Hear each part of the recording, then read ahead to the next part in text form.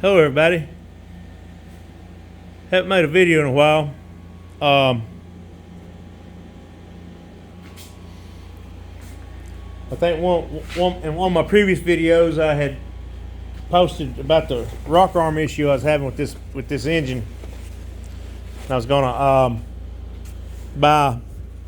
purchase a set of Crower billet steel rocker arms for this setup here, and instead I took that money and bought this 502. It's on the back burner.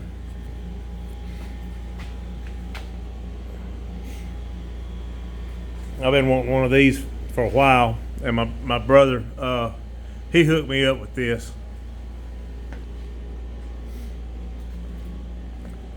Came with a little bit of tooling. I'm in the process of cleaning it up. It come out of the machine shop, that engine performance shop that my brother works at every now and then to help out. And the owner passed away, and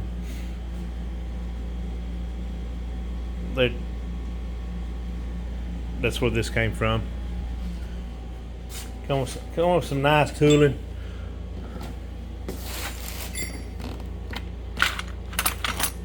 This boring bar here, I don't know what brand it is. It's supposed to be a good one.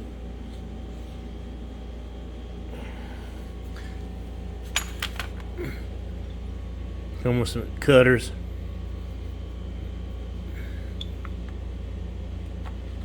Just your typical end mill stuff. Reamers and a few taps, some drill bits. Came with a vise and a right angle plate, and came with a rotary phase converter to run it. My brother installed this.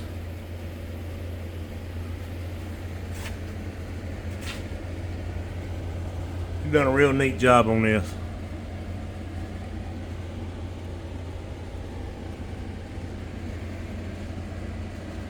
He run the conduit in here too himself.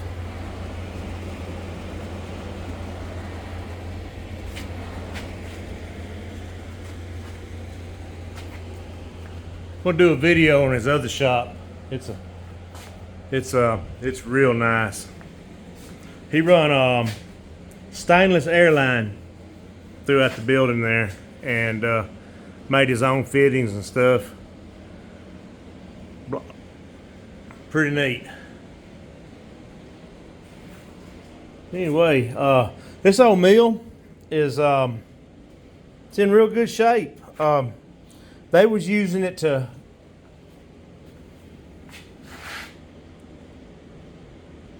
for machining Cummins heads, and the 5.9, 6.7 Cummins.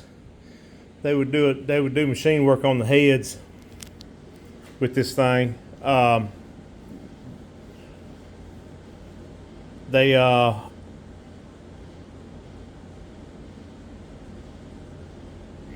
did the LS7 block work on it, on the mains. They would have to redo the registers and stuff, and they would put it on here and get that, modify the registers or whatever before they line board and line honed it. And this machine was real accurate, real tight. And as you can see, still got the scraping on it from the factory. A little wool on the edge there, but this thing is in really good shape.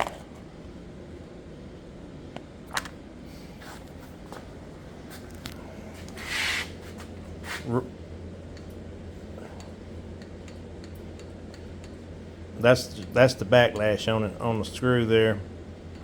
That's not bad at all. I've seen Bridgeports and stuff that that handle would turn 90 degrees. It'd be so wore out or out of adjustment.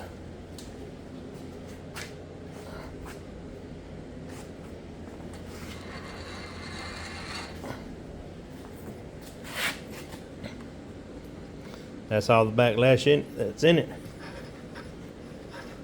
I need a power feed on that.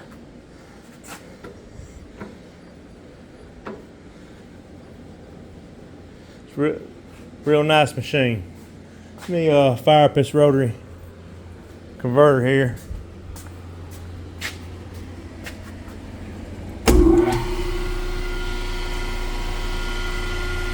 It's a big old motor.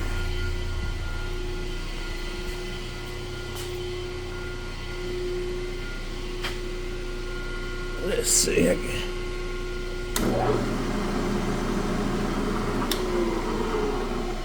I got it in the back gear, so you have to run it in reverse for your normal forward cutting tools.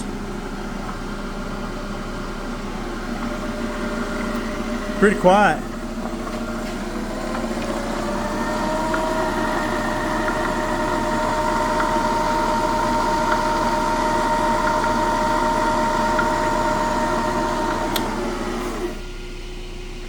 Brake works. This is 4,200 RPM. I'm not going to turn that on in that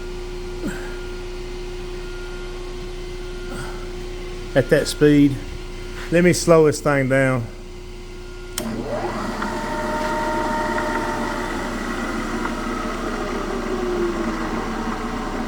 All right.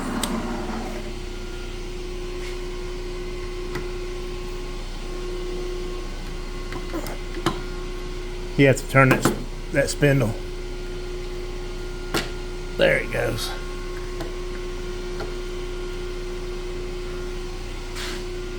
Now on the regular gear, you just run it in forward.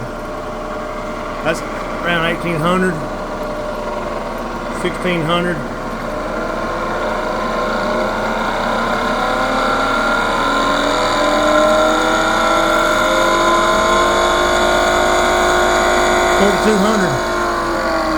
I don't know why you'd run it that fast.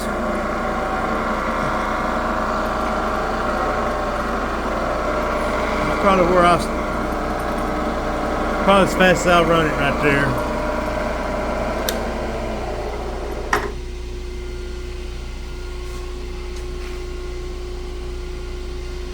I like this gear.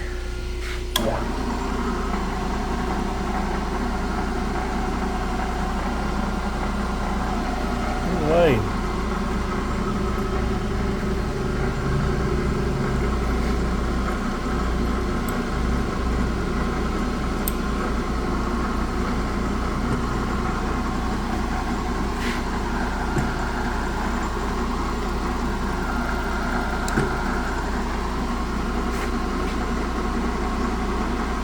I got the handle broke on it for the feed, so I got to get a new handle or fix this one.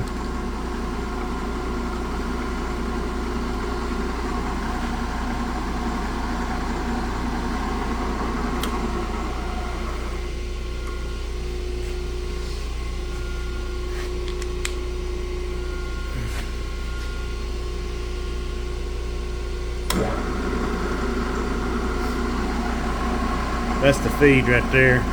But all you have to do is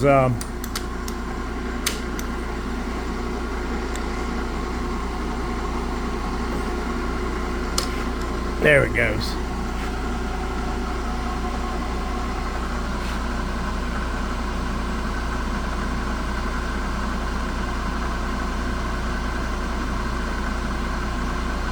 Well, let's speed it up a little bit.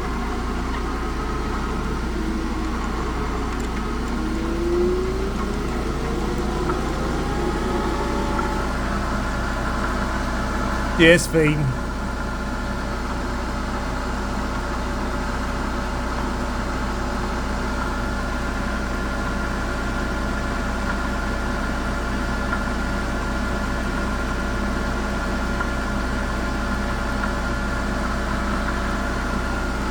Then when you want to disengage it, just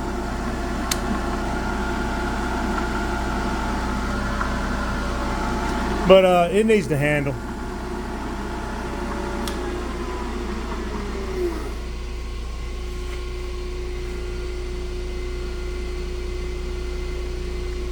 And you just disengage it.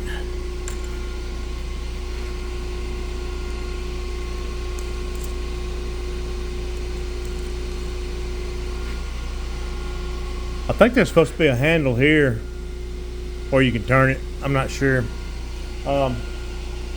Yeah, it's supposed to be, but it's gone. But we don't need that. I'm in the process of cleaning it up.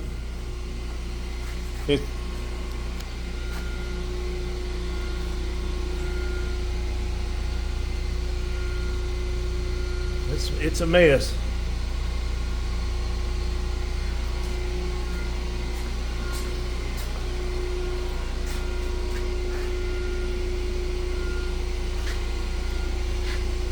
That's what it looks like before I rubbed on it on the other side. I'll turn this phase converter off here.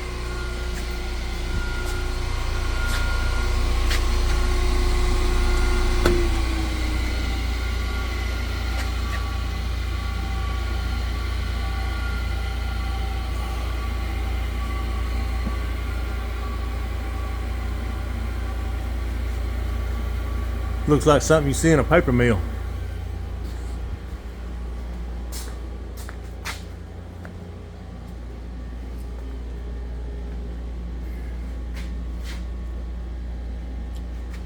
That's my other toy there.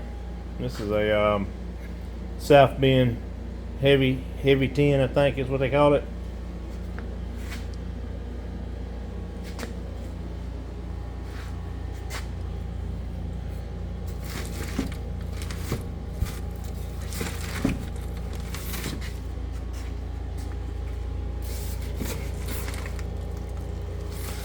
Looking for the plug-in. I must have dropped it. Oh, here it is.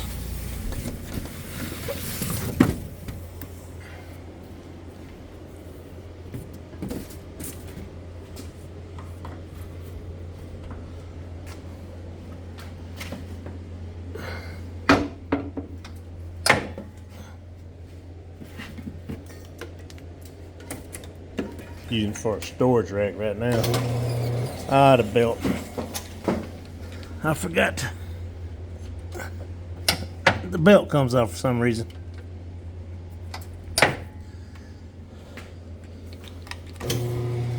Guess. There we go.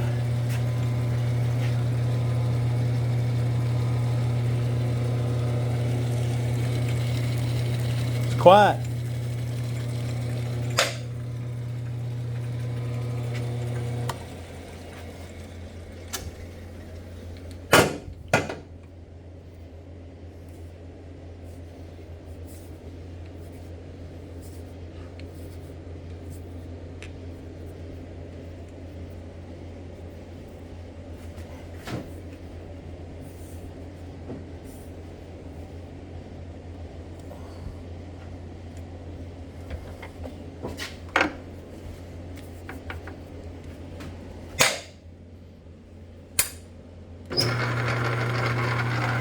Not so quiet there.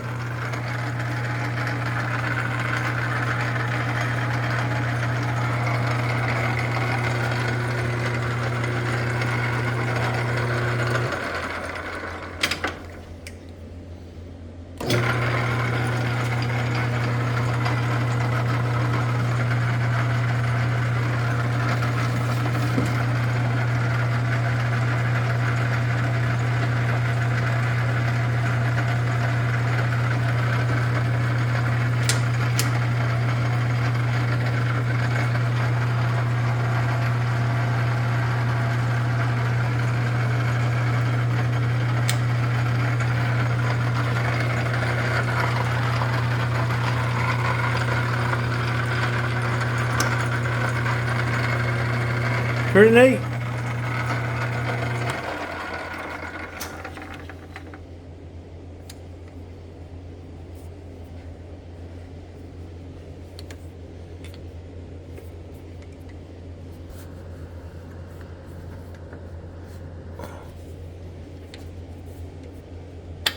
There we go. Then when you run it in the higher gears, you have to spin the chuck a little bit to get it going. I don't know what year this thing was made in, but it's old.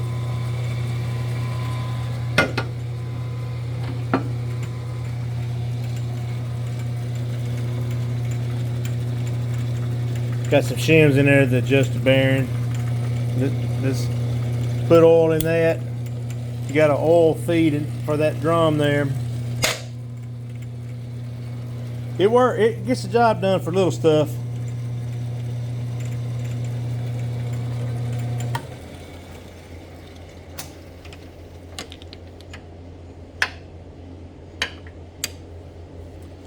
Then I think I got a video on that old closet in there.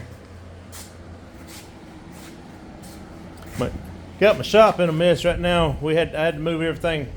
Put this milling machine in here.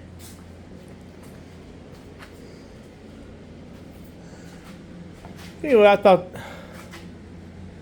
I'd share that with anybody that was interested in this kind of stuff. Not no machinist, but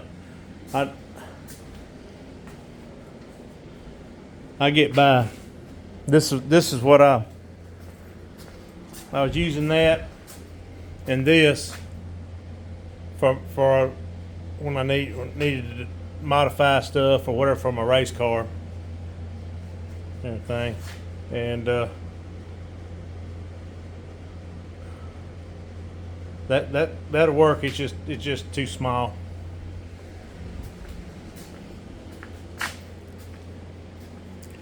I plan on doing valve seat and valve guide work with this thing.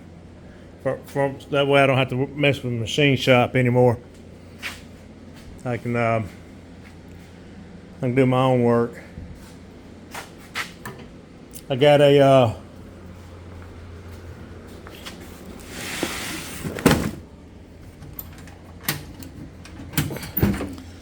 got this.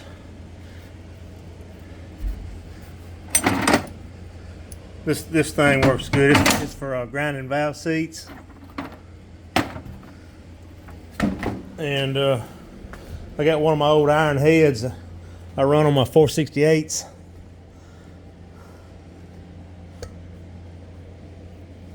Just playing with it.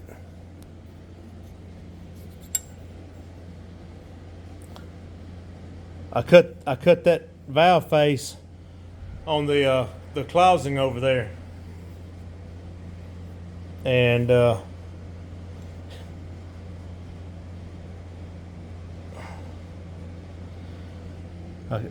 ground that seat. The seats this exhaust seats. They're pitted because I'm running that unleaded pump gas in it, and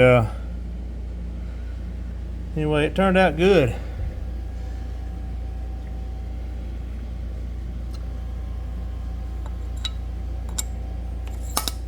I put that valve in there like that right there.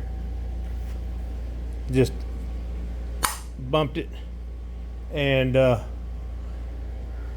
let's see. Get some WD-40 and put it in there. That's not the way you check for leaks. I don't have a vacuum pump. I just hold my finger on it. Put a little WD-40.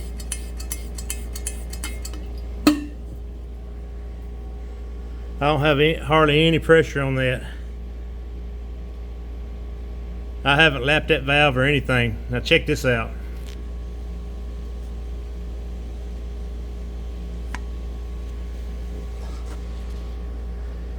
That's good enough for girls I go out with. I didn't even have the valve spring on it.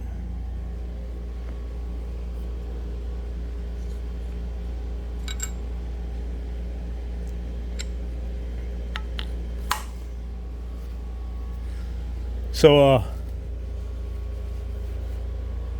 with this setup here, getting some new stones and whatnot, and getting the tooling I need for this, I shouldn't have to take a set of heads to a machine shop anymore. My brother and them did, like I said, they did block work with this thing on LS motors. They did they would remachine the registers in the block before they line board or line hone the block, aluminum LS7 blocks, and they would put that block on here, and it worked. It was accurate.